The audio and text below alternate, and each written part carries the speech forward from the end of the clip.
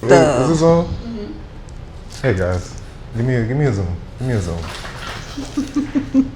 I don't know if you guys are aware of this, but 85% of the people who watch this channel are not subscribed. So if you want to support us, just hit that subscribe button. Go down there. It's right there while you're watching the video. You done heard all the stories. We done gave it all away for free. The least you could do is just subscribe. If you don't subscribe, the boogeyman gonna get you. Exactly. That's what they say.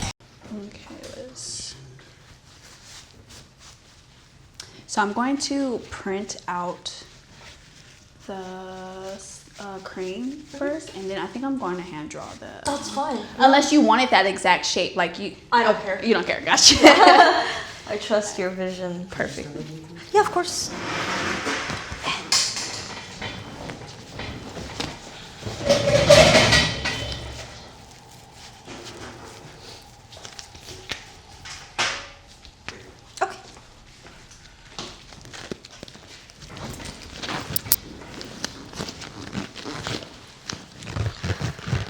Is there like a separate page for this studio?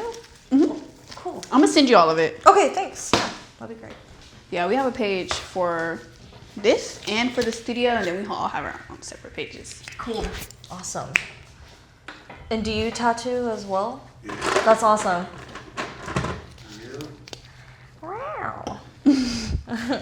So how long have you been making music for? I've been making music since 2020. Mm-hmm.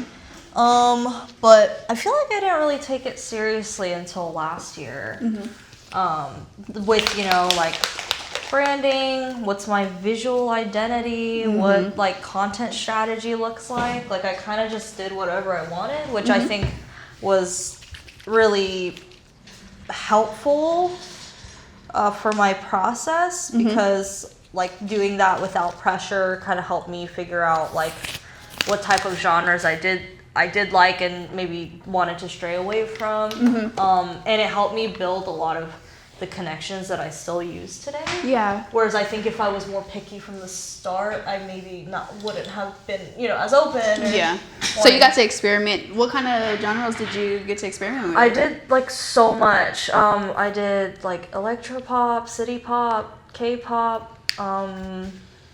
You were like singing in Korean? Yeah.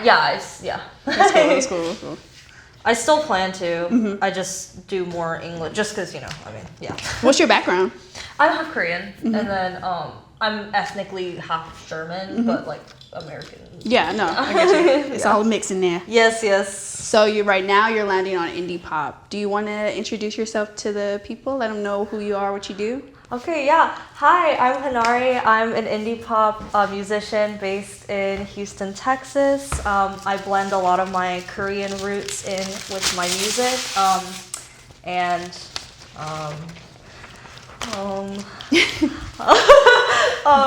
That's good. That's great. I'm sorry. Oh my God. No, you're doing good. You're fine. That's great. I'm nervous. So you said you started in 2020, mm-hmm. You didn't start taking it serious till last year. What was that spark that made you be like, okay, I should be put a little bit more energy into this? So at first when I kind of was in college and, you know, in year 2 or 3 of my music, I was actually really embarrassed to tell people what I did. Because I thought it was like bragging or something to mm-hmm. be like, hey, I do music on the side. So people would have to like needle it out of me. Yeah.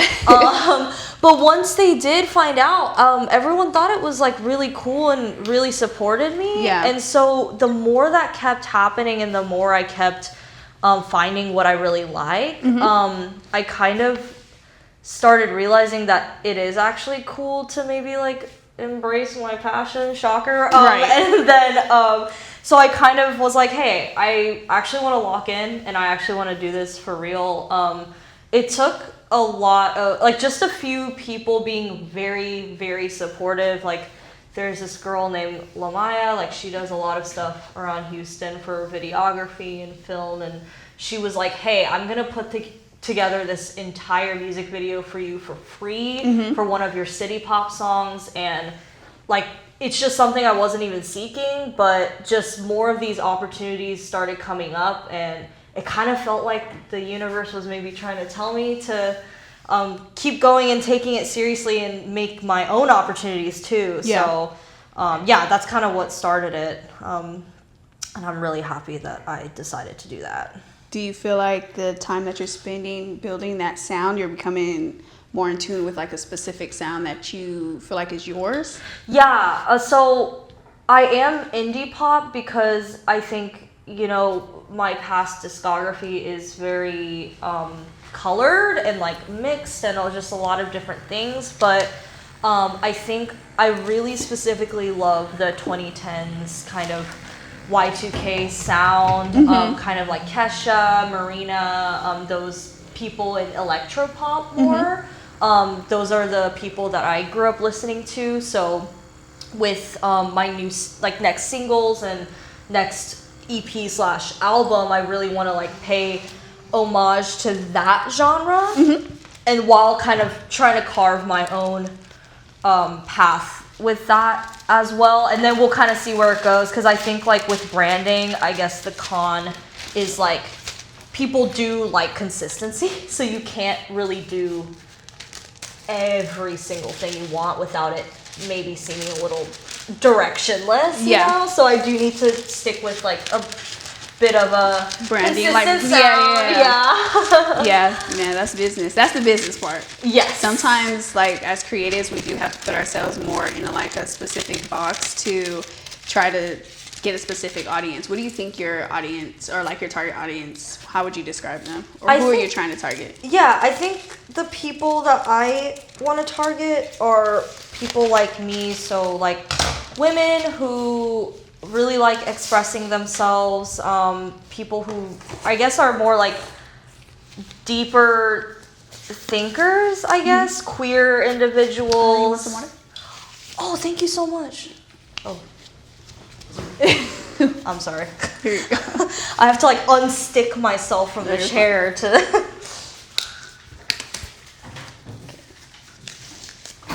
Okay, I'm gonna start cleaning the area. We're gonna see if this is a good size. Okay. And we'll get back to that. Excited.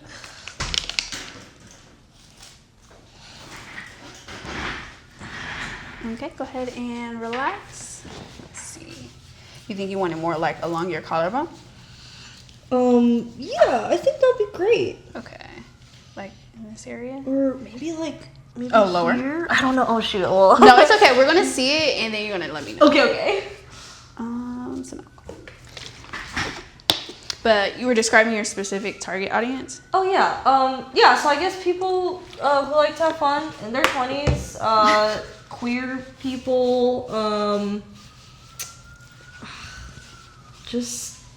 but people who also like to really like listen to the lyrics of songs. I think that's something I'm more working toward, is having deeper lyrics to kind of dive into rather than just sounding fun and that's it. That's like the end of the depth, you know? Let's see. I'm gonna get you a mirror. Let me just show Oh, yeah. you real quick. So you're writing your own songs then? Yes. Yeah? What does that process look like? Is it like hard to come up with lyrics, or do you feel like you listen to a beat first and then you come up with a lyric? Yeah, so because I don't know how to produce, I'm gonna work on it. That was on my vision board this year, is working on my production. But I usually, like, honestly just go on YouTube and like try to find a beat that works for me. And then I try to go to the producer themselves to kind of chat with them and see if they're open to kind of customizing it a little bit. Unless the beat is like perfect from the get-go, that's fine. But I've noticed that with electropop beats, the beats are a little low. And since I'm a soprano, I don't want to really damage my voice. So I do need them to like raise it or kind of play around with the structure a little bit too. But yeah, then I kind of start like humming a melody, kind of getting a feeling for what the song could be about depending on the beat. So I'll do like a rough sketch of the, I guess, format of the song, and then once I get a really good feeling, I'll really sit down and like lock in and try to finish the song in like 1 or 2 sessions. I take a lot longer, I think, than other people because I really like to get it right. I'm someone who edits as they go rather than like, you know, doing it off the cuff. Like I think some people like to get in the booth and kind of like edit as they go but I want to make everything perfect before I even go in, and like I know exactly what I'm doing. So it takes me a little longer like before recording, I think, than most people. So you have like a whole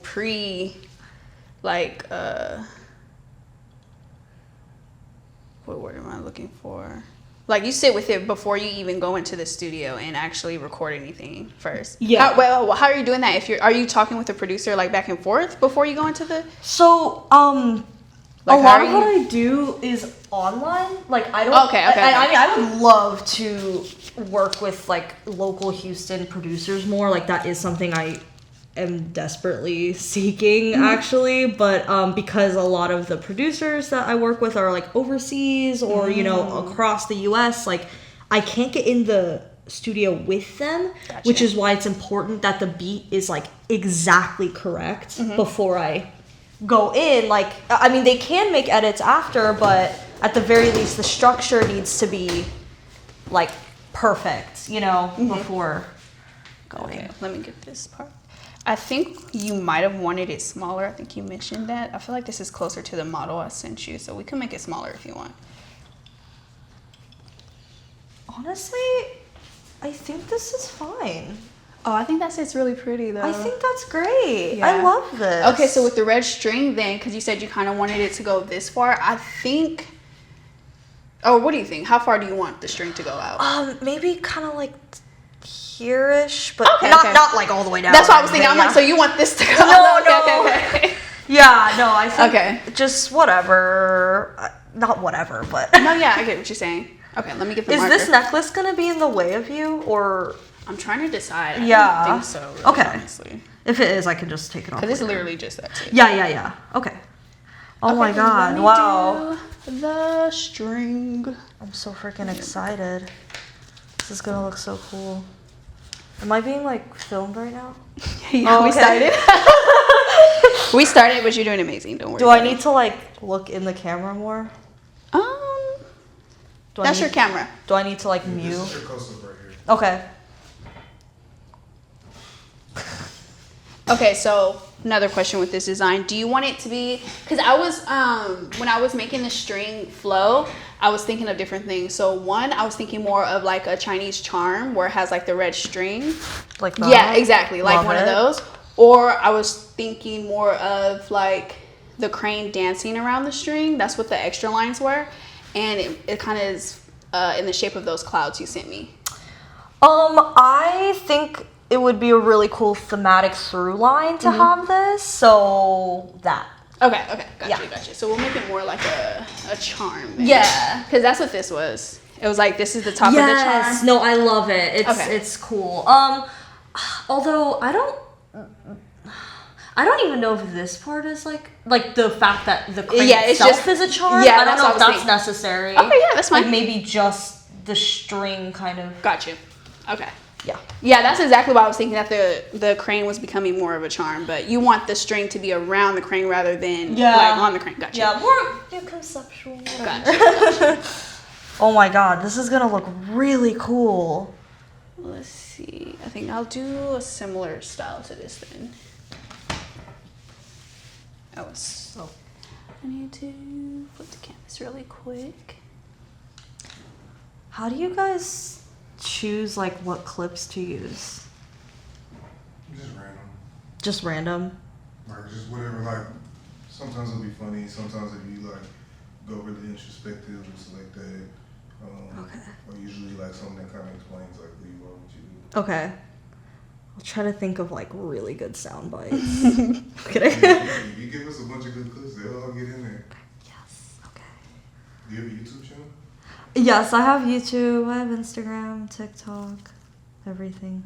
So What do you focus on YouTube? Your music? Hi guys, it's the booking manager here at 40 Studios. Books are open now and filling up fast. To get your spot on the schedule, text 346-291 4438. Send in your ideas so we can help curate the perfect session for you. Walk-ins are accepted but not guaranteed. Again, text 346-291-4438 to get your tattoo scheduled today. Music as well?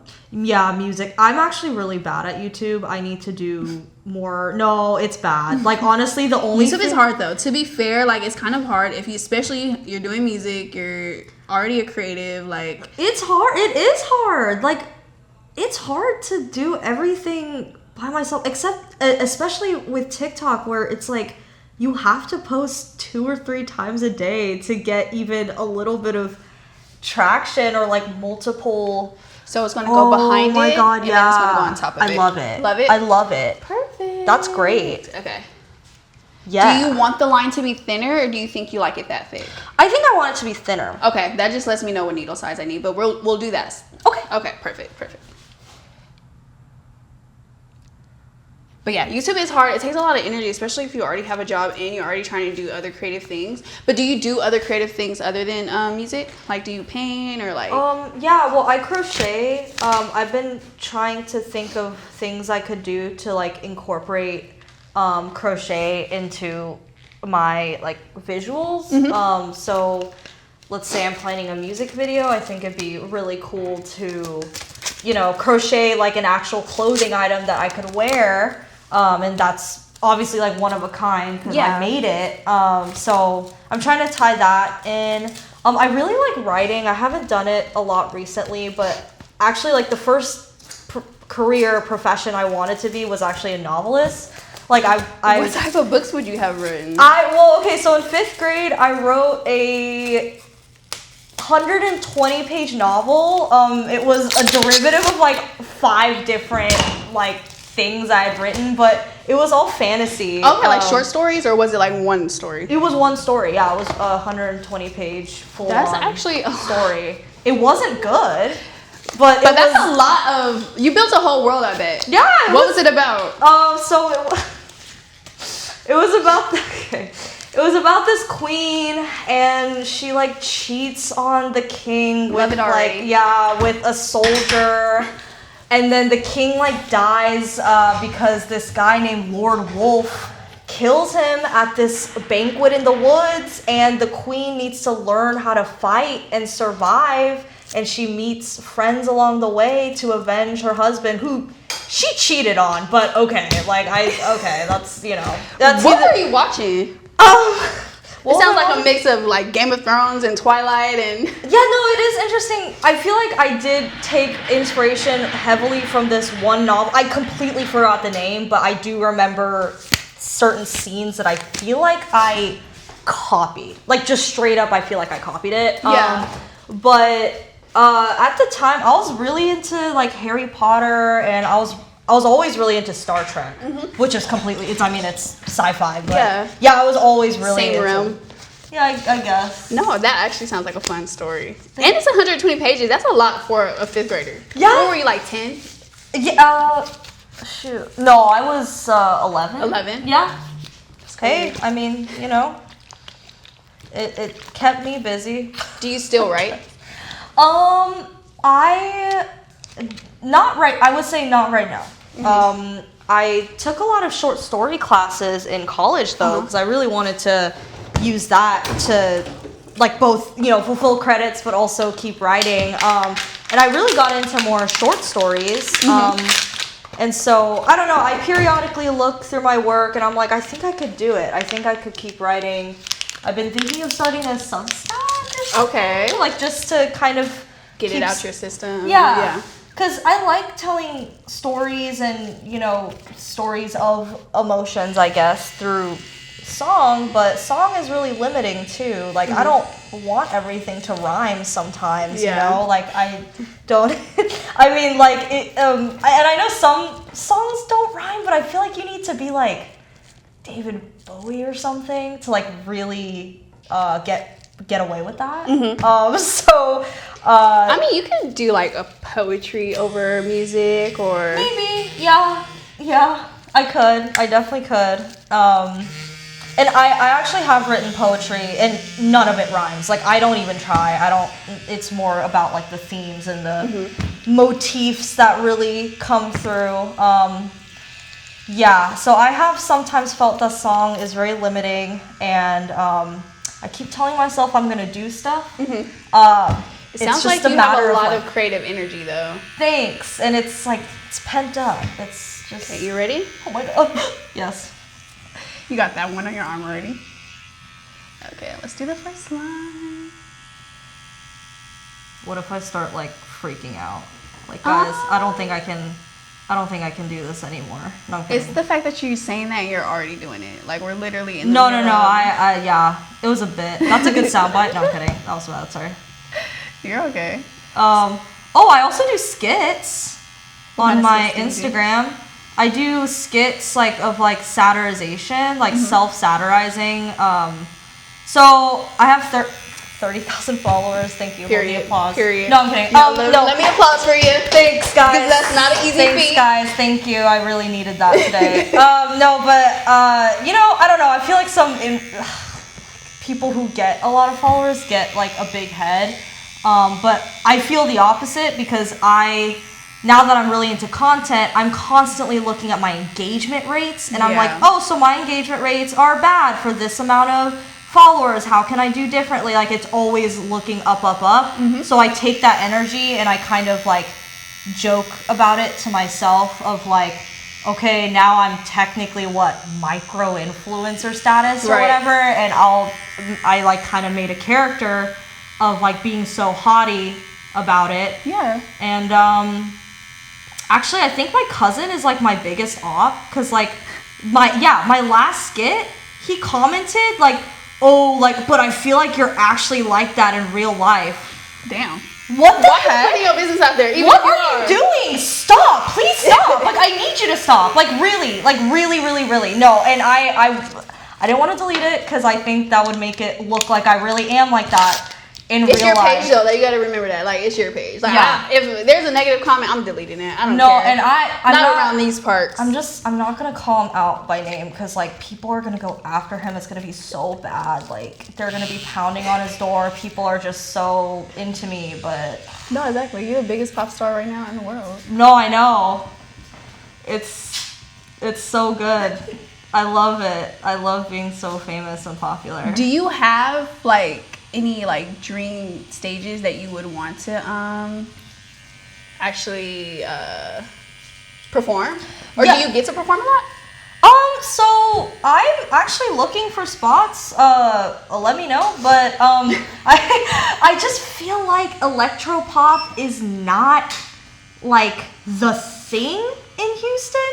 Please correct me if I'm wrong. It's niche. So it's pretty niche. Once you find them, it's big. Yeah, right. There's a lot of people out here, but right, because I don't know where they are. No, right. No, that's what I'm saying. It's like, because people are like, yeah, I'm sure there's an audience, but I don't know personally. Yeah. Because like when Brat Summer was a thing, I was literally going to bring her up. Yeah. Yes, everyone was going to the raves. Like, so many people were there. So I'm like, okay, the audience is here. I think it's just an untapped market. Facts, yeah. And I don't feel like I'm the trendsetter type, but like if I need to make my own showcases and stuff, I feel like that's just what I have to do because I really want to perform Make your own here. spaces is always a good way to go, honestly. And then you get to create it in a specific way that you like. Now you're not only creating your own space, but you're creating your own niche of like performing and audience and things like that. Right. Do you have an idea about how you would go about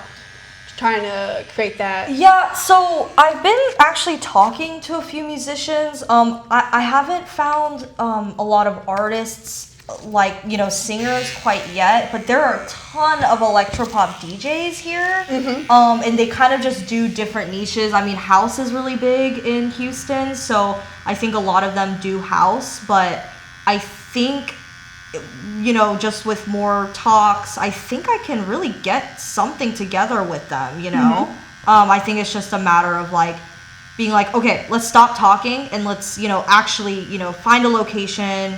And it's hard because I think I'm someone that wants help and to, you know, collab with people when it comes to big projects. So I just... As you should. I mean, doing a big project like that on your own is kind of impossible. It is hard, like, Yeah. because I don't know a lot about how to book shows and stuff. So it's just, I think, a matter of finding the right people who, know a little bit about something or have a lead or whatever, and then just kind of going from there. I have no doubt it'll happen. I think it's just a matter of time. I'm performing, I think, with on July 18th with Eden Lone Star and then this local band named Off With His Head. And just a few other people for like a indie pop showcase, which is pretty cool. But I definitely want to like fill the time between now and then for sure here. So I'm excited. It'll be fun. Yeah, that sounds like really a lot of fun. Yeah. But I get it's a lot of hard work too. So all these different producers that you're working with, you haven't found one that consistently creates the type of beats that you like? So because I kind of just recently settled on a sound that I'm into, it's still kind of a process, but the last single and the one that I'm working on now, the beats are by the same person. So he is someone that I really do want to work with. I feel bad. I don't know what country he lives in. He's in South America though, which is actually kind of cool because our time zones are like similar. Yeah. But so I have really brought up to him, hey, like I want to work with you exclusively.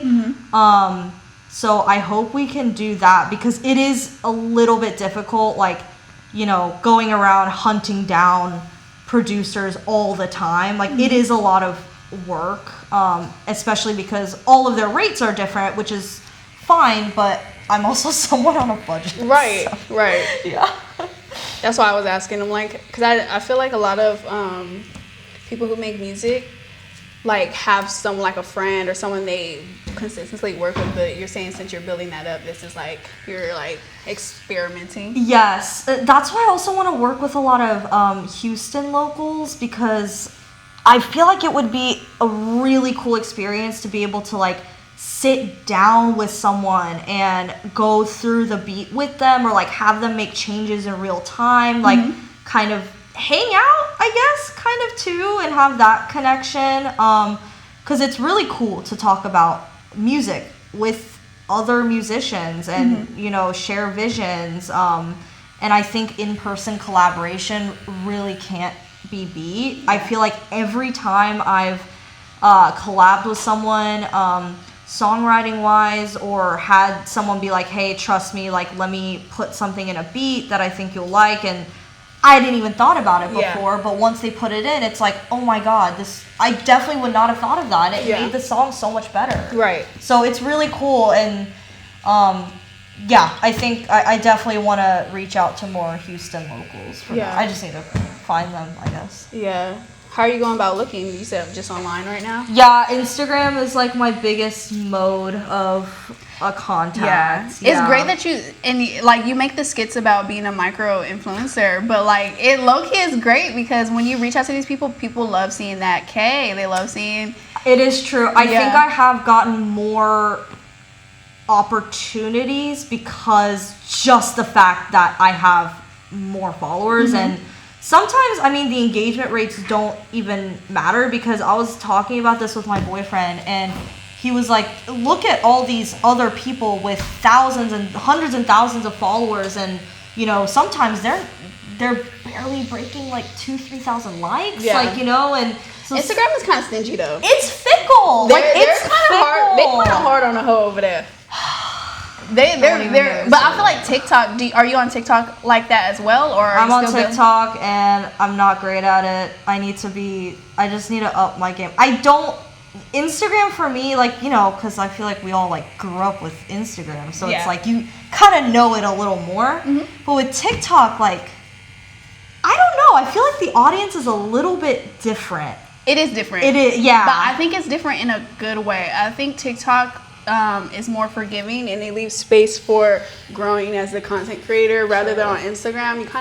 They kind of already want you to have the people a niche. like a niche, and the I people agree. like I've been on a lot of TikToks where it's just like they have a lot of followers, but they do different things, and one thing may not get as much engagement as the other, but it's all getting like pretty good engagement. Like I feel like people on TikTok are a little bit more lenient than on Instagram. Yes, I do feel like with TikTok you can also just straight up advertise or be a little more blatant about, hey, I'm a musician, because so many people find That's actually how I've been finding a lot of my music on there. Yeah, it's TikTok. Yeah, like, hey, I'm this person. I do this. Like, check out what whatever, like any format like that. And whereas on Instagram, it's like, I don't know. People definitely don't go on there for music specifically. Yeah.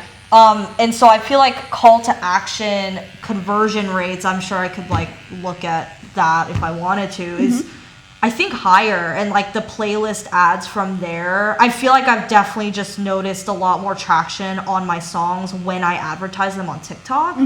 And for Instagram, it's more of like brand cohesion, like, hey, this is who I am as a person. Yeah.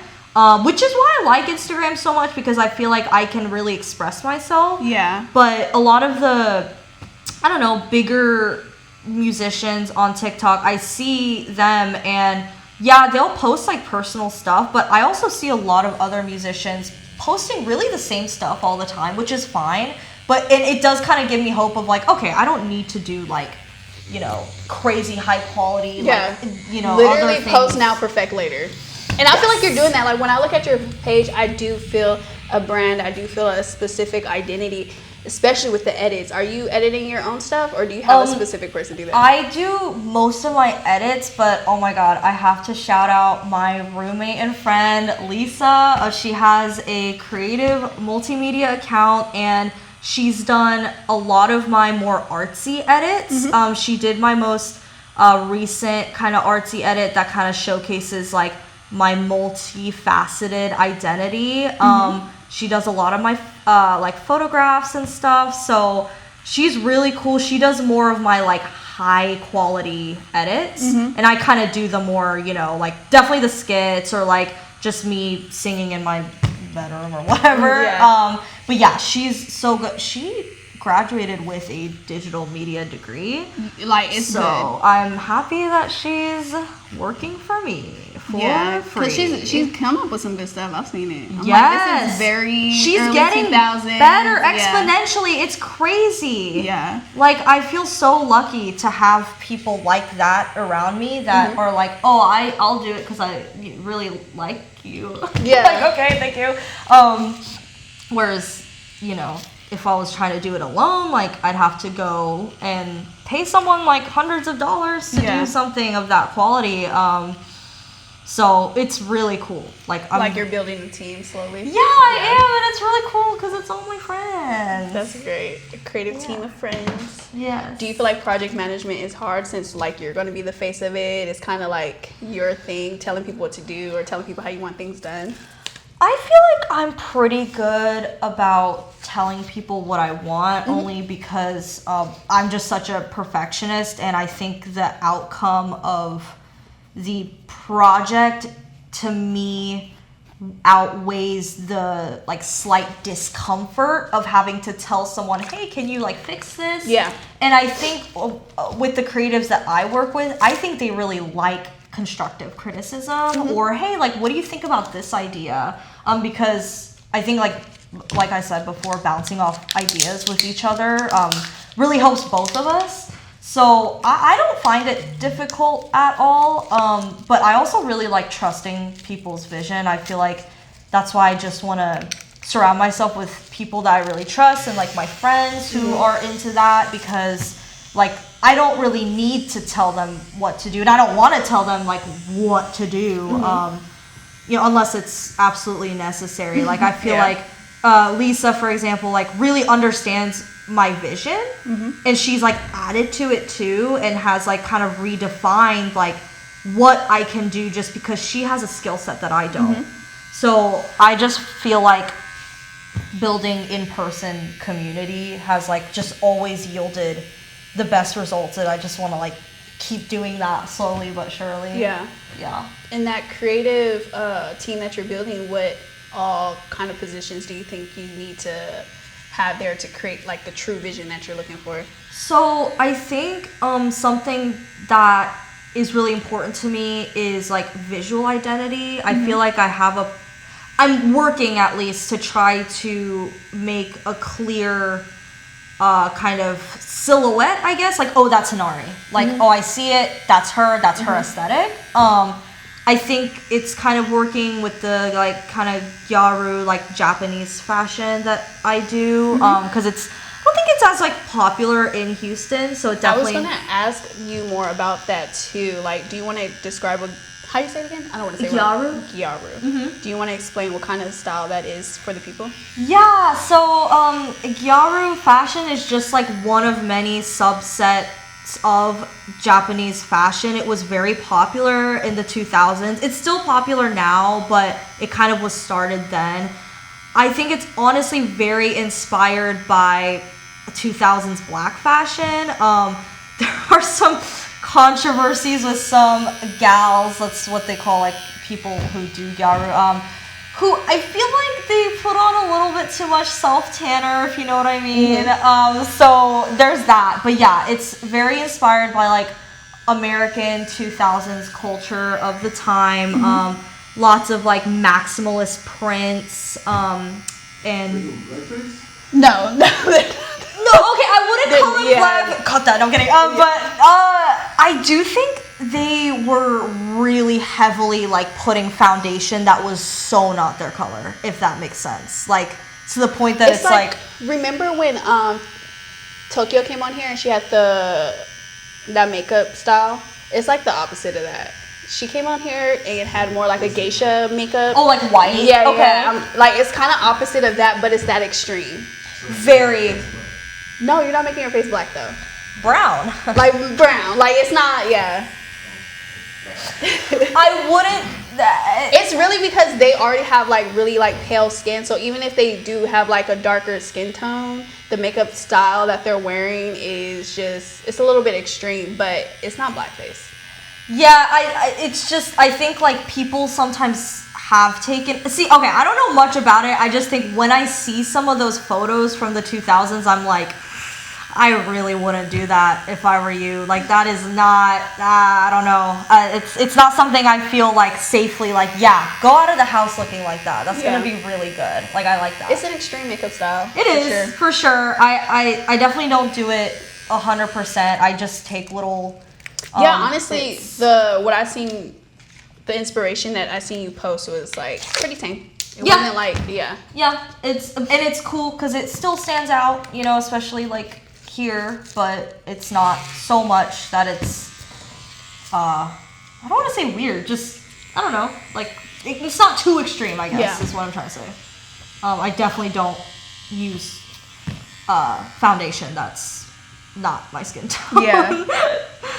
It's kind of hard to explain because it does sound like blackface, but it's just it's I think the lines sometimes just get a little blurred. I've just never seen it dark to where it would be like considered blackface. That's why I'm kind of interested in that conversation because I haven't seen that discourse on my page. Yeah, I do think some Asians can be a little bit insensitive. Like Asians in the motherland can be a little bit insensitive when it comes to, you know, like what's cultural appropriation versus appreciation.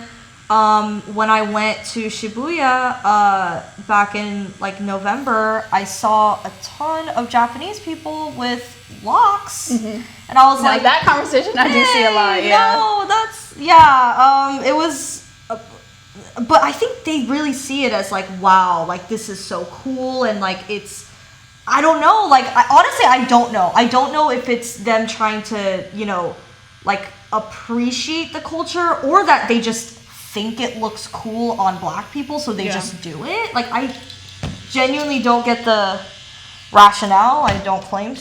So yeah, that's something I really don't understand as well, but I think it's case by case because I have seen some racist situations regarding that. So it's like it definitely is interesting. I think like at best it's ignorance. Yeah.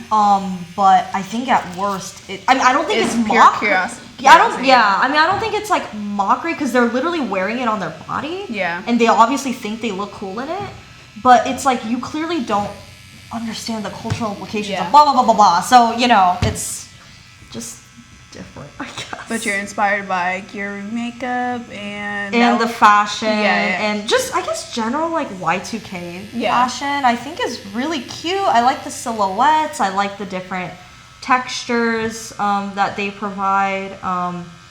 And yeah, I think it's really fun and colorful, and I feel like it really matches my personality. I feel like I'm a very colorful, maximalist, like extroverted person. So I like dressing in a way that's, representative of who I am as a person. Yeah.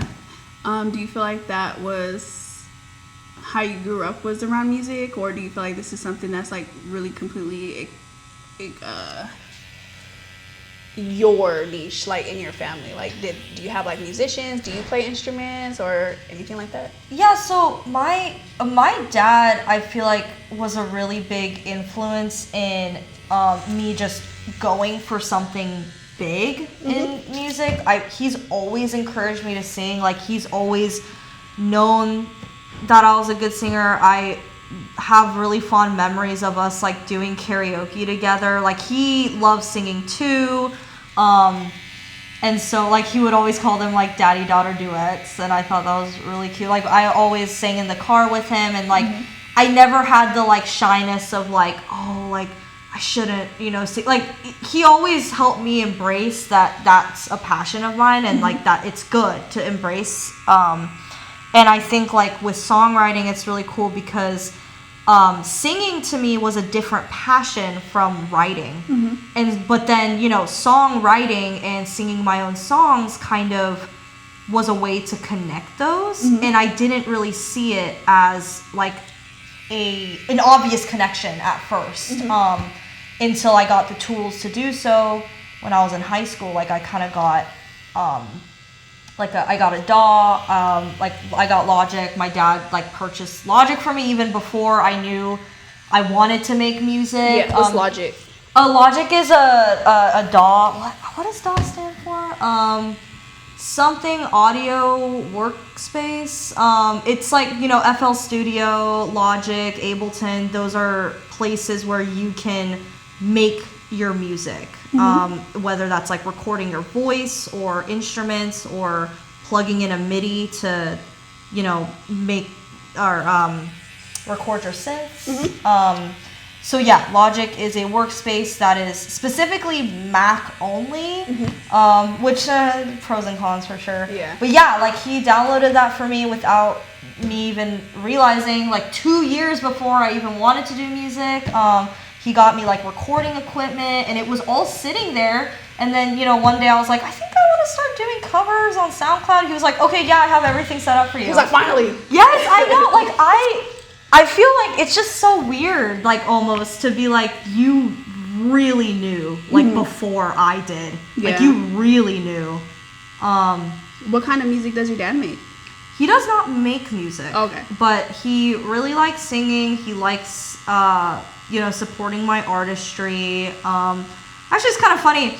He was kind of on social media seriously before I was. So he has a shoe Instagram with like 40,000 followers on it. Oh, really? Yeah, and he like gets brand deals from like dress shoe companies to like review them and like put them on his channel. Yeah. So he would like give me advice, like my 50-year-old dad would give me social media advice that I just was not equipped to follow.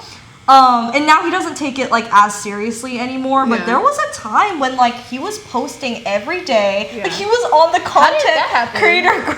I honestly, I will say I take credit for him getting into fashion in general, like actually stocking his wardrobe. Yeah. But then after that, he just kind of took off with like, different niches within fashion. I think he just settled on like shoes and I guess socks too, just because they obviously like go together color palette wise. Yeah. But yeah, he just started posting. He used to fix up shoes. Like he would go to Goodwill and he would like go get like really beat up kind of looking dress shoes that do have a pretty hefty price tag on them though. Once you was like, that something he was already doing, or it just kind of happened because of that Instagram? It was like co-occurring, but once it started picking up more, he then started posting more and kind of showing off the shoe. And then that's when he started getting like deals, like, hey, we'll send you a pair of shoes for free if you just like feature them on the account. And like he has obviously like a bigger shoe collection than me. I think it's cunt. I think it's pretty cool. That's cool. But it's like cool. All of my friends know about his account, so that's cool. And it looks like you listened because you have your 30K now too. Yeah. And it's only going to go up. Yeah. What's your goal with the music though? Do you want to keep going? Like, are you trying to do your own Bratz type situation? Because I actually just watched an interview with her, and she was saying like this was the first album that was for her. Like, she kept making music that was for her fans, and that, you know, she ended up building that base. But this is like the first time she made music for her. But she had to, but she had to. Cause Charlie XCX been making music for years now. So long. Like literally since I was in like high school. She had hits like exactly like a decade ago. So for that to not be the music she was actually making and Brat be like the first album, like, are you trying to just stay in the lane where you like to make the stuff you like, or do you want to have like a big fan base?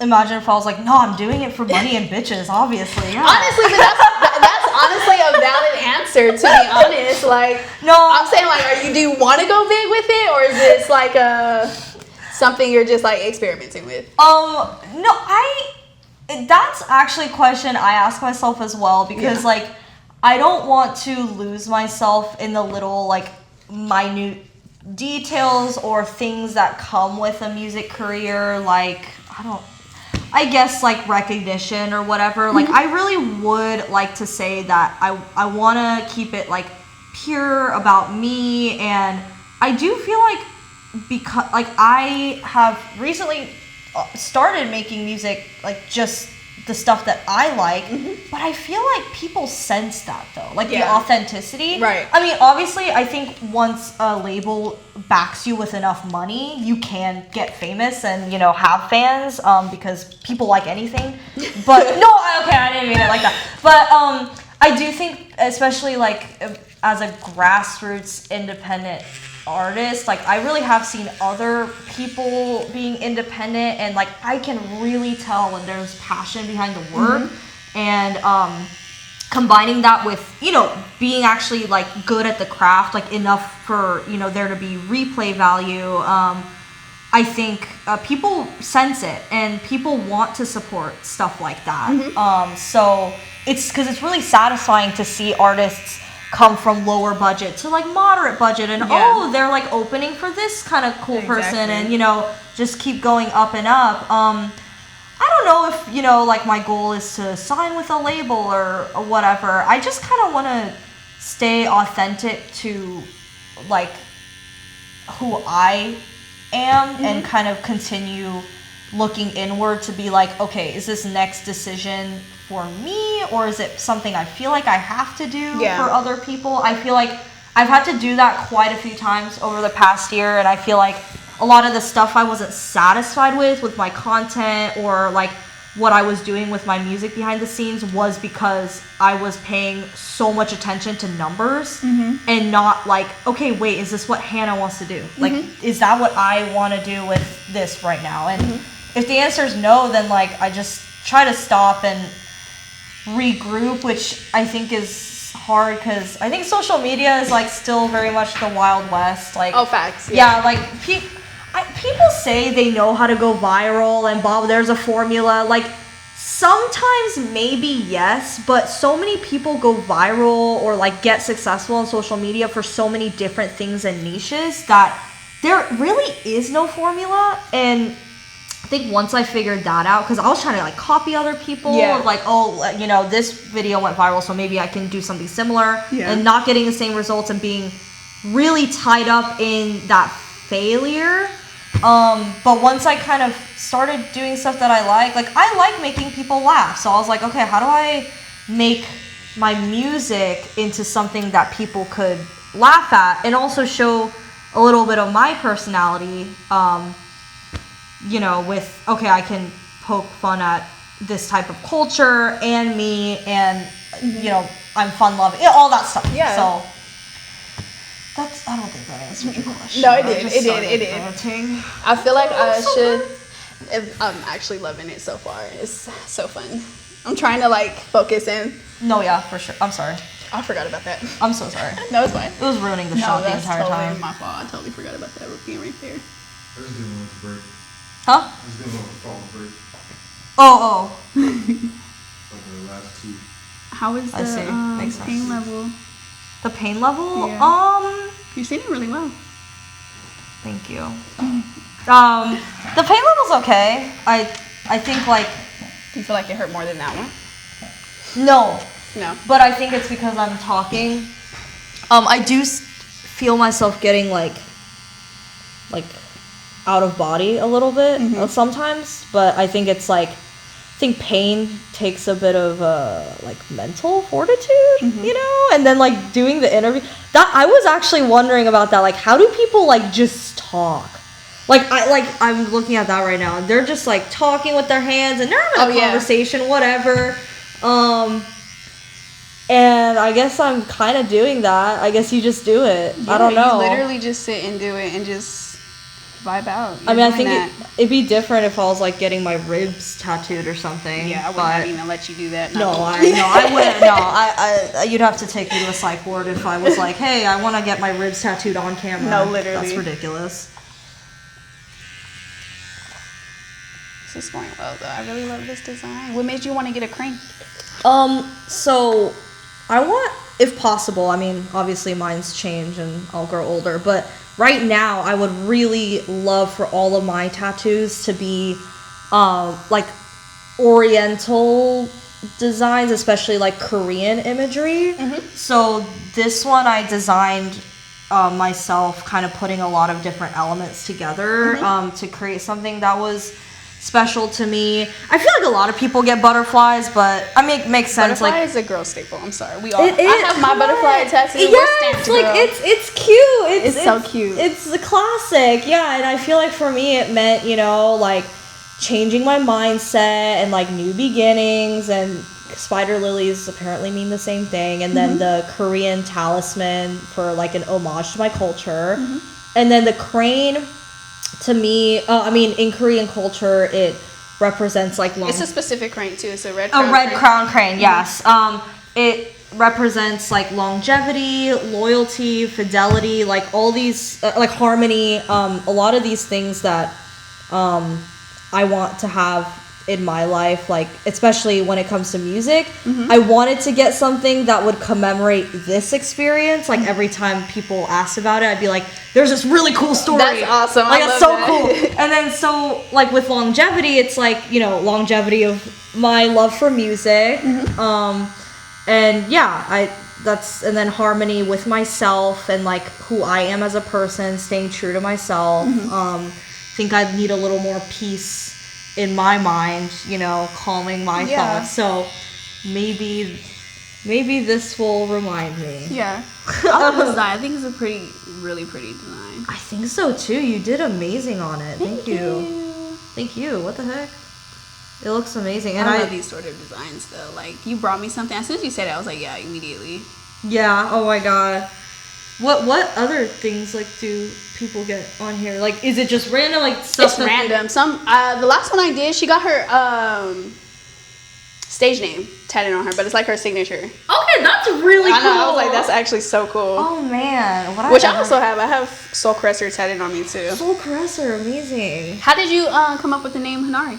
So it's like not everyone. A lot of people think I'm Japanese because Hanari is actually like a Japanese name apparently. I didn't know it, which I don't know if anyone knows about like Japanese history in relation to Korea, but it's quite ironic if you do because Japan colonized Korea. Hey, we don't need to go into that. Anyway, so it's a combination of two separate Korean words. Well, my name is Hena, and it's actually also a Korean name. And then I combined that with Hanari, which is like flower that used to grow in the back kind of hill of like where my grandma lived in Korea, because I lived in Korea and I visited her a lot and I lived with her for a little bit, and it comes up in a lot of like Korean little kid songs and stuff, so I combined those together and I thought it sounded really pretty too, so Hanari, that's how I came up with that. Pretty. Thank you. And it's such an original name that I almost thought it was your name. That's why I was like, I wonder what. Does she go by? I'm gonna go get it changed. I'm gonna go get it. Oh, for real? No, I'm not. No, I'm sorry. No. Because that would be dope. I'm not gonna lie. Hannah's a really common name, but it's, I don't know if it's like, because something I also am afraid of is like, is my persona going to be me? And like there is a bit of a balance between like Hannah, just regular me, and then like music persona Hanari. Like I feel like, What do you feel like the main differences?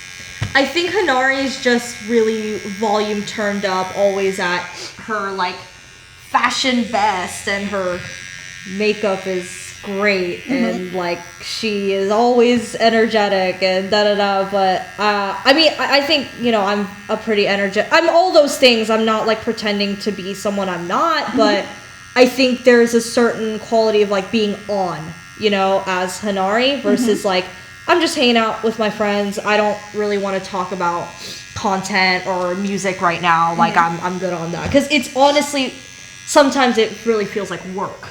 Yeah. Too. I mean, it should. I think it's like building a brand is obviously a business, and it's fun, but it's also tiring sometimes. And I also don't want to feel like too self-absorbed. Like, yup, I'm trying to build a brand, and I have this many followers, and have this many streams. Like, that's not the type of person that feels true to me.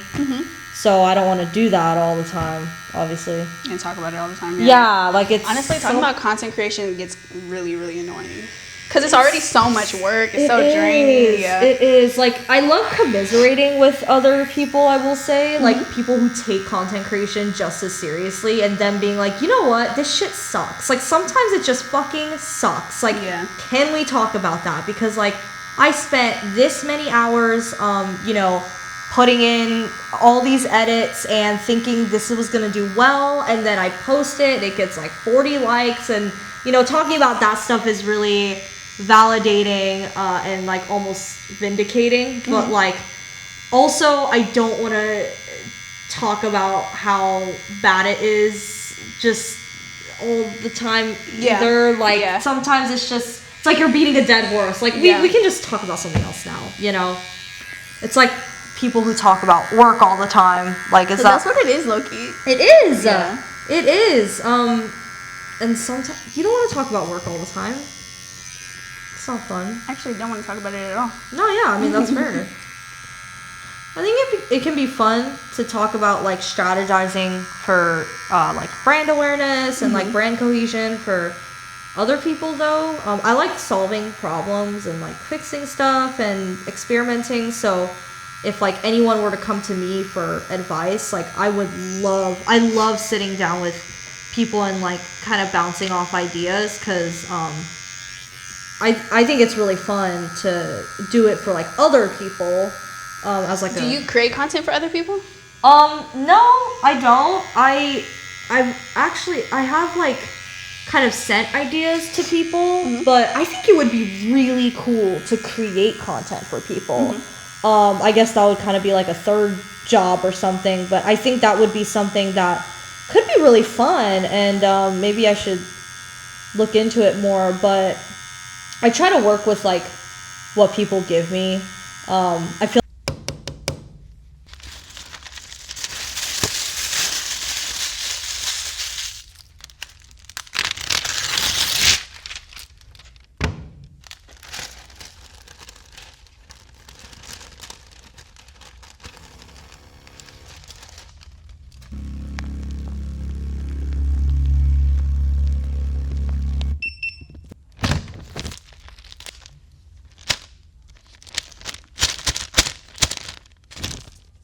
like sometimes I have a habit of like, oh, let me just do this. Like, let's enact this 10-step plan that I've created in my head for you to like optimize your whatever. But like, sometimes people don't want that because it's really intense. Like, I think content it's a lot of creation- work. It's so much work, and it took me. I'm still not at the point that I'm like, I mean, I don't think anyone's like, I got this in the bag. But some people do. Some people are. I guess some. Yeah, I love that for them. Yeah, but like, I don't know. There's some stuff that I'm still like, that's a little too much work for me. Like, I don't know if I want to do all that. But like, a year ago, I was saying that to a lot of different things that I'm doing now, and it's easier. Like, it does get easier, but it takes a lot of work, and I feel like I was miserable for a lot of it, again, because I was doing stuff that wasn't really true to me. So, just meeting people where they're at of like, what are you willing to do? And like, if do you even want help, or do you just want to like vent about it? Yeah. Because that's fair too. Yeah, content creation for yourself is already a lot. So to do it for other people, low-key, is like a full-time job. Yeah. It's almost de-stressing though, because sometimes you can be like, oh, like that's where their mindset is. Like maybe I can take some of that into my artistry or content. Like I think I love learning from other people. Yeah, me too. I definitely feel that. Are there any like major artists that you would want to collab with? Okay. Definitely Charlie. She's so good. I love that she's done a lot of different types of like electro pop, hyper pop. She's just so cool, so seasoned. I think my number one is Marina. She's a little more niche, but she used to go by Marina and the Diamonds. Okay, that's what I thought you were talking about. She has a lot of trending songs on she TikTok. dropped the Diamonds. Yeah, she did, and she's like all caps now. I feel like a lot of people are doing the all caps thing. Yeah. But she is like really cool to me. She's had a bit more of like a private life, I feel like. She's like 38, 39. She's still doing her thing. I think she performed at like Lollapalooza just this past time. She looks amazing. Like I think she still looks like she's in her late 20s. Like she's so independent. Like she's always, to me, it feels like she's very true to herself all the time, and she's like such a pioneer and a woman that I really respect. And so it would be really cool. Also, a lot of my sound is inspired by her, so it'd be so cool if she even like recognized that I exist. Yeah. That'd be so cool. Because I was like an edgy teen listening to her songs once, being like, her music is for that though. Like I feel like you have to be edgy teen. for sure. Like you have to be like very in your like r/I'm 14 and this is very deep. Like, that type of thing where you're like crying on Tumblr because your mom won't let you chat with like random Discord mods or something. I don't know. That's honestly when I discovered her. So yeah, exactly. She was so in like what 2014, like Tumblr. 2014, 20. Yep. Yeah. So like now, what is Prima Donna Girl was trending. Bubblegum Bitch was trending. Hermit the Frog was trending like 2021, where everyone was like in their cosplay bag. Yeah, she's had a lot of trending songs, but I feel like a lot of people don't know it's her. So yeah, but I like that type of like fame, I guess, where it's like you are very culturally influential, and the people that know you and care to understand you really fuck with you. Yeah, but like you're not so in the public eye that it's hard to control.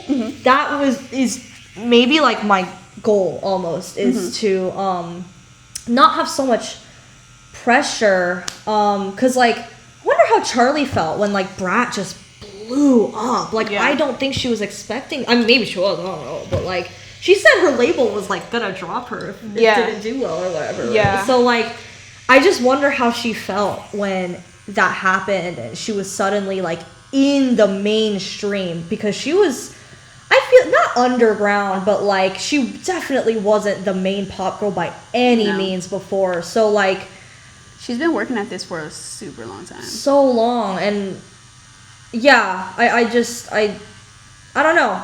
I think it's like a blessing, but also a curse, I guess, to have something you kind of dreamed of, but like in a way you didn't expect, and in the honestly, volume that you expected. That's why you never know. You just have to put it out there. And I liked what you said before about being authentic, because when you're being consistently yourself and you're just putting your own art out there, it's like once it pops, it's like, oh wait, oh shit, people actually want to hear this. Yeah. People actually want to, like, it's not something you can't replicate again, because you're Exactly. just doing your thing, and you hopefully you like it, you know. I want to just keep doing that, and I'll see. I think something I also worry about is like not being at an X amount of success by the time I turn 30.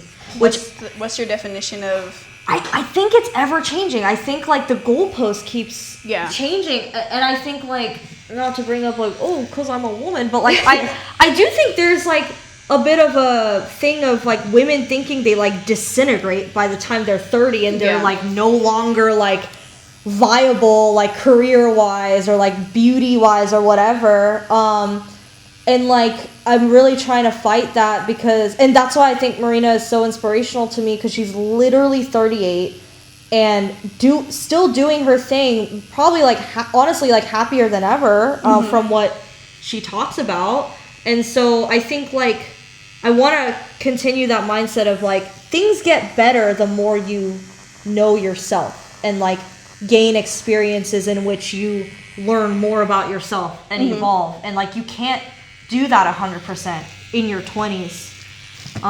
Right, because you're broke as hell, first of all. Yes. You have no idea who you are. That's true. Like, literally. Because you need money to have all these Exactly. experiences. Yeah. How old are you now? I'm 22. And I'm trying to fight the urge to feel like I'm behind. You're literally just starting. Yeah. I feel like I'm 26 and I'm barely understanding who I am as a person, as a woman, as a black woman, like everything wholly. It gets better, I think. I think so. I think so. I think it gets better. Probably. Hopefully. Sure. Yeah. Yeah, I'm actually really excited to like turn 40 and like look back and see what things I was worrying about before, and like see how frivolous it all was. Even looking back at like Teenage 16, years, 17, yes, like, what and the hell? I wasn't even serious. Yes, like yeah, I think it'll be cool. I think it'll be fun. I hope I'm having fun when I'm 40. I think I will. What do you want to be doing? I want to be like everyone's cool rich aunt. Do you want kids yourself? I don't think so. I don't think so. It's kind of hard to be a pop star with kids, just saying. I know, the famous pop star that I'm going to be at 40, it's going to be like really hard to raise all the children that I want. So no, I don't think I can have kids. But I love kids. I just think I'm also really independent. I feel like it clashes a little bit. Yeah. So I actually have 2 younger sisters. Which is enough, basically. Yeah, they're 7 and 2.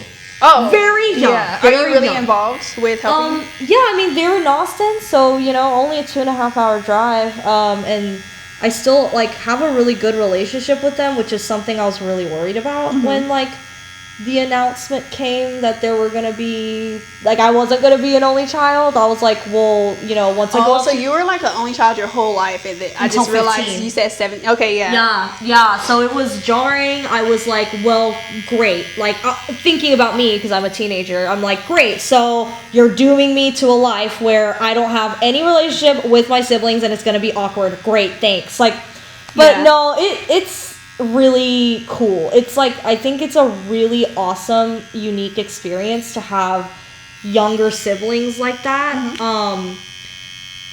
You obviously don't have a relationship that's traditional for siblings, but like I'm really excited for when they're teenagers. And I mean, oh my god, when Sophie, the 2-year-old, is my age now, I'm gonna be like Older. 42. Yeah, that's crazy. It's crazy. I have a brother that's 12 years younger than me, so like I get it. It is jarring. It is, yes, and like, by the time I'm that age, like, I would have gone through it and more. Yep. And I just hope they respect me enough and think I'm cool. That's why I want to be a cool rich aunt. I was gonna say, do they listen to your music, or do they know about? Oh my god, they love my music so much. I love they that. ask for Hannah songs all the time. It's genuinely the biggest like blessing that they actually, because kids cannot lie. Yeah, like kids, they'll tell you. Yeah, like if it's asked, they just won't ask for it. They'll tell you to your face. But like, apparently, Sophie and Stella both had a phase when all summer long, all they wanted to listen to were my songs, like nothing else. That's so sweet. It is so sweet. Like, I really love that, and it really inspires me and reassures me that they fuck with me, right? And that they think no, I'm because cool. you honestly the younger sibling validation is very much needed, especially when you're so far apart in age. Like, you're just like I just want you to think I'm cool too. Yeah, like, thank you for thinking I'm awesome, guys. Really, that's cool. Thanks, guys. Yeah, Stella has used like my music equipment to like record her own songs, like Hannah. So I just thought it's just cute. That's actually it's really nice. Sweet. Yeah. I'm excited to see how the relationship evolves as I get older and they get older. I just need them to think I'm cool. That's all. That's my only. That's my they only. already do. It's just when they get into teenage. That's what I'm phase. saying. Like, are they gonna be too cool for me? Yeah, they are. Because I'm gonna have even if they aren't, they're gonna think they are, and can't really convince them that they're not. My brother's 14 now, so I'm dealing with it currently. Oh shoot. Okay, but having like a tattoo artist sister, that's metal. He doesn't even like tattoos. He's so lame. That is lame. I know. Oh my god, I'm sorry. I was like, okay. I told him he doesn't have any choices though. He's gonna get tattooed. Yeah. So it's not up to him. It's really not. I don't even know why he thought he had a choice. That's weird. Like, that, who gave him don't that do that idea? again. No, Actually, that's gross. Ugh. No, he'll like it once. Right. Once he grows up. Exactly. Once his brain develops. Just gotta be patient with that one. Yeah. That's. So you would like give him free tattoos or something? Hell yeah. That's so cool. He doesn't know it yet though. He's gonna feel so awesome. Oh my god, he's gonna be like the coolest kid on the block one day. That's awesome. I'm trying to make him cool. Okay, we're close to finishing up here. Oh my gosh. This gosh. other wing over here and then the string. That is so cool. How do is your mom know about your music as well, or is it just your dad? Oh yes, my mom is also very supportive of my music. I lived with my dad like through my childhood, so that's why like I talked about my dad a lot. But yeah, my mom has really been encouraging me to get like vocal lessons and stuff because I have not had like formal training, but it is something I need to do, especially if I want to perform more and I need to use like proper technique and all that. So she's been very supportive of that as well, and I show her all my songs and all that. But yeah, That's really cool. So, because you said you sing in soprano. yeah, I'm a soprano. So how did you figure that out if you haven't had any lessons yet? Like, how does one go about singing techniques like that? So, like, I think just in general, you can really feel, when your voice is straining, like, as you go lower or higher. And I do think my voice just becomes more clear. There's a lot more clarity and strength in my voice the higher I go. Not like, I don't have like a crazy insane range like, freaking Ariana Grande or something, but like, yeah, lower songs definitely do strain my voice more, and that was kind of a problem like prior with my discography, because I didn't really know that that stuff happened with like straining your voice and stuff. And I would sing all these like lower songs, and the more I perform them, the more I realize, wow, my voice gets worn out more quickly. So now I'm really trying to focus on like if all of my songs fit a certain range, so that I have more longevity when it comes to like my stamina on stage, and just in general, like the re-performance value of these songs, like being able to continue to perform them. Because I had like laryngitis last year too, and it really taught me the value of my voice and just how much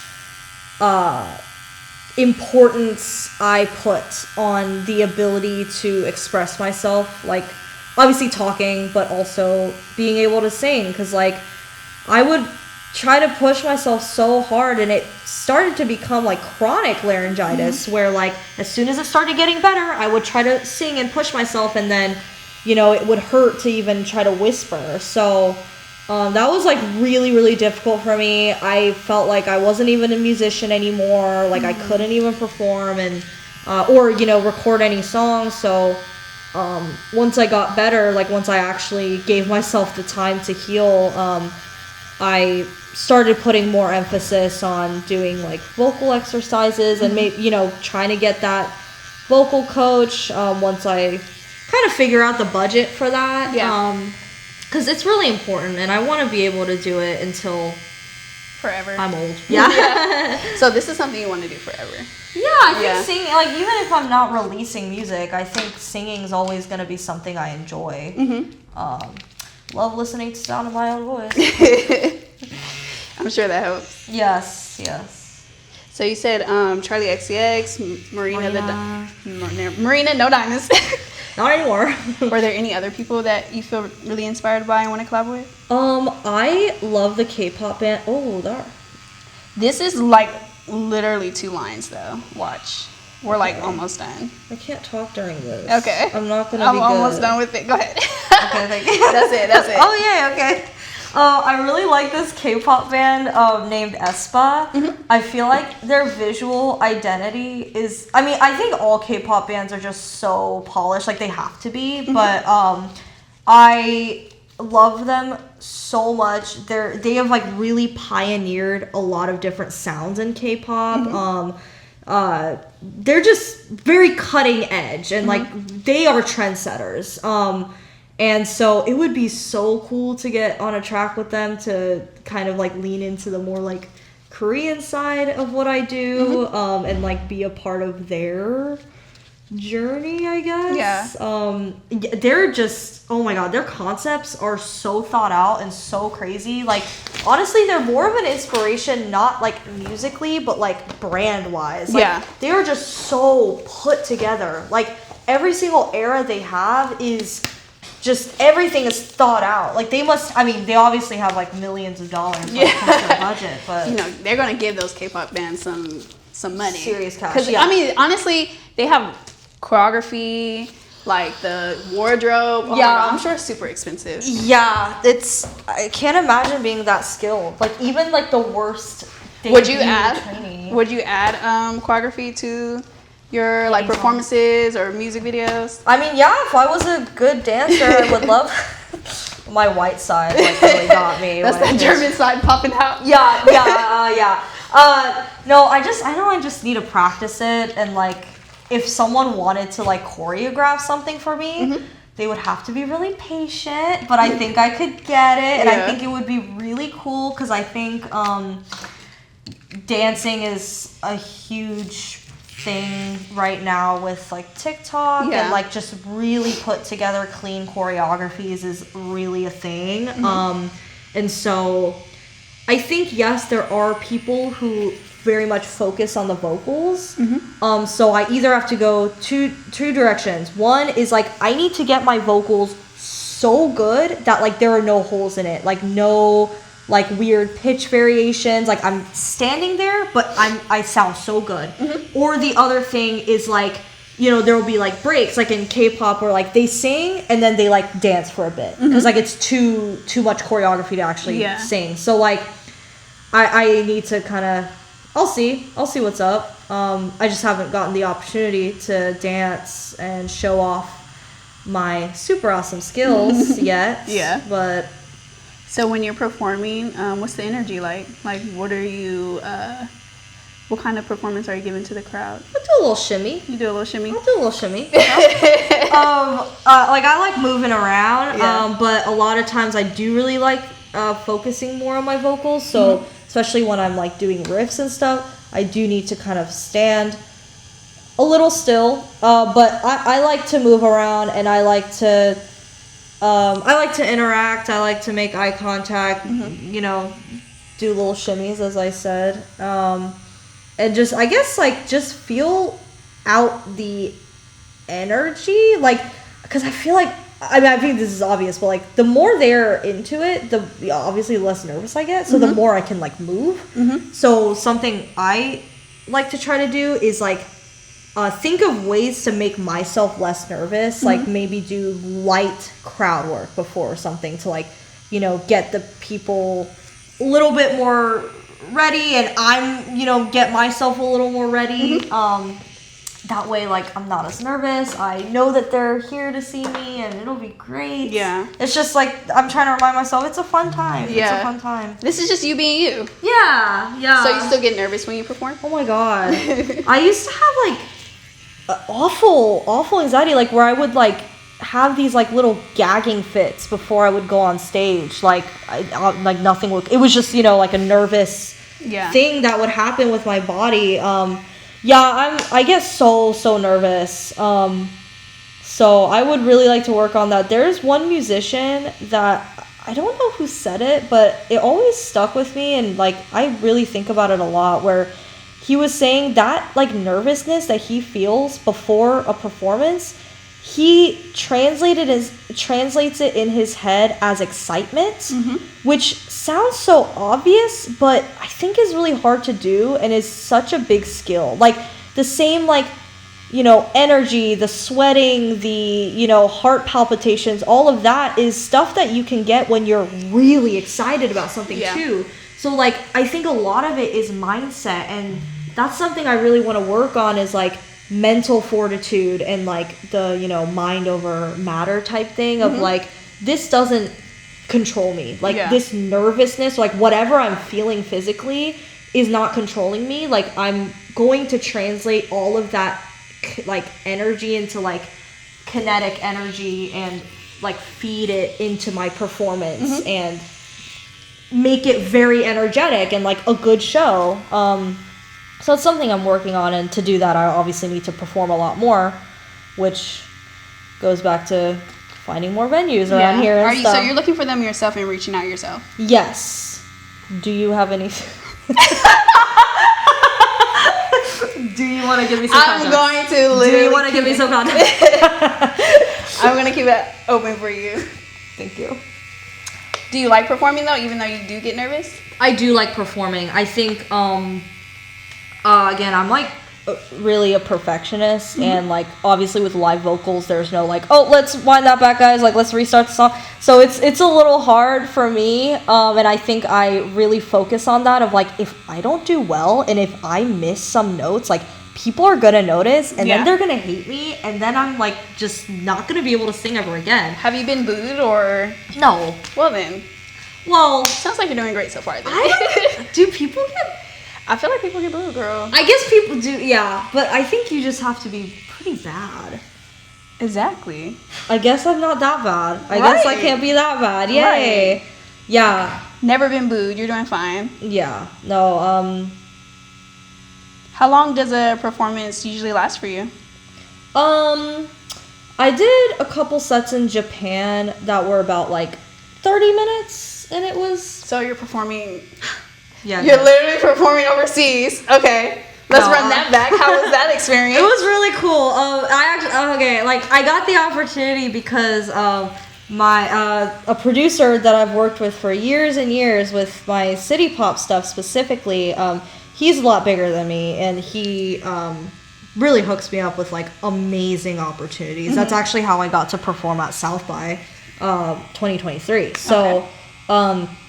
In Austin, right? Yes, in Austin. And he was like, hey, do you want to be on the bill with me, like, in Japan? And I was like, oh, haha, okay, like, yeah, Japan. And then I kind of, like, started thinking about it, and I was like, okay, I think this is something I should go for, though. I think something I really struggle with is, like, not taking enough risks. Yeah. And something I put on my vision board is saying yes to everything. So I just went for it, and I had enough money, And I was really proud because I was able to pay off like all my student loans and then like pay for that, and I just really felt like an adult. Like it felt like really coming of age, you know? Yeah, your 22 looks a lot different than mine. I'm gonna tell you that. Right the fuck I did now. get a lot of scholarships though. Yeah. So. But yeah, and it was really fun. I performed in Kyoto and Tokyo. I think the energy and the crowds were very different at 2 of the shows. Oh my gosh, it was genuinely, I think, like a unique experience, like one of a kind unique experience in Kyoto. I performed at a Buddhist temple day party. Okay. Like, what? That sounds freaking awesome. That does sound awesome. Like, was it awesome? It was awesome. Like, there were like all the tatami mats. Like, you had to take your shoes off. There was a Buddhist monk in the corner just vibing.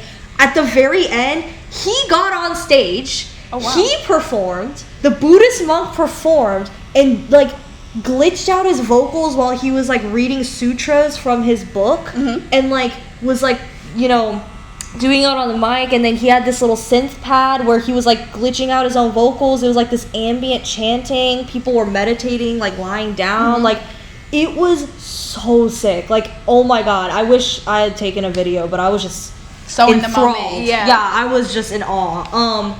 So yeah, that was cool. I think the people in Kyoto are a little less vocal though. I think Japanese people are just a little less vocal. Like, they're not wooing. Like, there's no wooing. No yelling, no and wooing, and no. cheering. It's polite clapping and then silence so Yeah. that I can sing, and it made me feel a little nervous. But there was a little bit of like bopping of the head, which I think It's a good sign. I want to say it's a good sign. That just made me think about crowd culture at performances, though. Did you see the Sabrina Carpenter discourse? Oh, with the yodeling? Yeah. You know, I haven't informed my opinion on that. I feel like I do not have enough like expertise to say that she was justified or not. Yeah. What do you think about it? Her response was a little wild to that, in Yeah. that moment. Yeah. I feel like both parties, like, her response was wrong in the fact that I feel like she did invalidate someone's culture, but also that was a wild thing to do in the middle of a silent. I was gonna say, I feel like it was rude, or at least a little bit misplaced to... Misplaced is the word. Yes, to, like, choose that exact moment to, like, celebrate your culture. Like, yeah. See, then it gets really dicey Exactly. because once you start bringing other cultures, Yeah. like if it was a woo, Yeah. then people would be like, okay, come on, dude, like, right? Yeah. But then because it was like a weird sound, or I don't think it was. I think a woo and screaming is the same thing as Yeah. that sound, to be honest. Yeah. I just think it's like less common. But yeah, I didn't love how she just like kept going with it. Yeah. Like, oh, maybe like that was unnecessary. Different. Not It was- weird. yeah. Not weird, but Yeah, but she kept going. Like, she kept going. I was like, Like, girl, shut up, stop talking. Okay, like, where's okay, your PR team? just Be stop, quiet, be quiet. Start your set. Stop talking, Literally, please she stop. literally could have just not said anything at the fuck all. Like after she that. looked into, I don't know exactly what the sequence of it was, but like she just kept being like, that's weird. I didn't like that. That's weird. It was a lot. No, that's weird. Like, I mean, okay, like you could just say that. She was like, oh, that's something, like, honestly, it could have been any other response. That response was wild as I think it, again, it just gets dicey. Like, Yeah. you're a white woman, Exactly. like, saying that a thing that someone said was their culture was weird, Yeah. and, like... How do you think you would have responded in that situation? Because that's going to be you one day. Someone is going to yodel at me at the crowd. You're right. I have to... This is good PR training. And it wasn't, they didn't call it yodeling. They called it someone else. They did. Something else. They did. That's my bad. I wasn't culturally sensitive enough. I didn't remember the word. Oh my god, what would I do? I'd be like, I love you and I respect your culture and I respect your existence. Free Palestine, and then I would start my set. There you go. And everyone would clap and Obama would be there. Exactly. Yeah. I think yeah. that's how it was supposed to go, and then she literally kept going. I think so. I think I would always have the perfect response. That's Always. Yeah, I would never get into a PR nightmare or anything. Because that was wild. I think that was wild. I think she could have gone in a lot of different directions. And I think as soon as the person was like, hey, that's my culture, I'd be like, oh, yeah, cool. And then I would start, and I just, like, wouldn't, you know? Yeah. Like, we don't have to keep going. At all. No. Yeah, yeah. But we are about finished. Oh my God, I'm about to show so happy. you. Is there any advice you would want to give to any aspiring indie pop artists or any aspiring artists as a whole? I would say to seek out community, and the worst people can say is no. I've reached out to so many different people, and I'm expecting the worst, but a lot of people just want to help you. And like I said before, a lot of people know when the passion is there. So if you represent yourself in a true, authentic way, especially serving as, like, you know, your portfolio on social media, I think people will be really happy to help you, or, you know, at least direct you to someone that can get you on your way. And just surround yourself with people who support you and can give you great constructive criticism. That was a great answer. Look at you already having good PR. What do you think? Oh my God, this is beautiful. I think it matches your other tattoo so well. This is so pretty. Oh my God, this is amazing. Wow. I do think it was a good size, actually. Wow, this is You great. like it? I love it so much. Thank you so much. Thank you. Wow, what a beautiful work of art on my body. I'm so happy. Thank you so much. Okay, we're going to put a little witch hazel on it because it's a little swollen and I want it to settle down a little bit, but you're pretty much done. Oh my God. I appreciate you for coming on. Do you want to let the people know one more time where you can, where they can find you, where they can find your music? Yes, you can find me on all streaming platforms, Spotify, Apple Music, Deezer, Tidal, I don't know, the other ones. And you can find me on all social medias except for, sorry, oh my God, my phone is ringing. You can find me on all social medias except for X. I don't really use X, so. Good, there's really no. Yeah, sure. Kind of hicks, I'm not gonna lie. It's so negative over there. I agree. But you are all good to go. We're gonna let that sit and then I'm gonna wrap it up. Thanks. Okay. Thank you. You wanna take a picture for the thumbnail on the YouTube video? Yeah. All right, How let's do do I it. go? How do I do it? We're about to stand up. Okay. I'm so excited. Where do you want us to stand? I hope my responses were good. No, you did amazing. Is this like your first interview? My first like filmed live interview, yeah. Awesome. Thank you for letting us do it. Thank you so much for having me.